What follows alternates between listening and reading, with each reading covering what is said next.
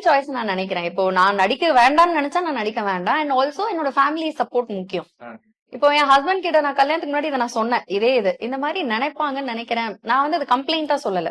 இது ஒரு ஜெனரிக்கா இது ஒரு விஷயம். அவர் என்கிட்ட ஒரே கேள்விதான் கேட்டார். என்ன ரீசன், எதனால ஆக்சுவலி நடிக்க கூடாது, ஏன் வந்து ஆப்பர்ச்சுனிட்டி கம்மியாகும்னு கேட்டாரு. எனக்கு அதுக்கு ஆன்சரும் தெரியல. அதுதான் உண்மை.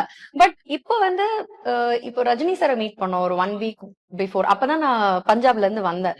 சோ எனக்கு கால் வந்து ஹாஃப் அன் ஹவர்ல நான் வந்து ஃபிளைட் டிக்கெட் புக் பண்ணி, என் ஹஸ்பண்ட் தான் ஃபிளைட் டிக்கெட் புக் பண்ணி என்ன வழி அனுப்பிச்சது.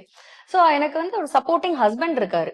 இதே வந்து என்ன வேலை வந்துட்டு உடனே கிளம்பி போறாங்க, இது ஆக்டிங்னு கிடையாது, எனி ஒர்க்கா இருக்கட்டும், அது ஒரு ஹஸ்பண்டோட support. And also my in-laws அவங்க வந்து ரொம்ப ஹாப்பியா தான் இருக்காங்க.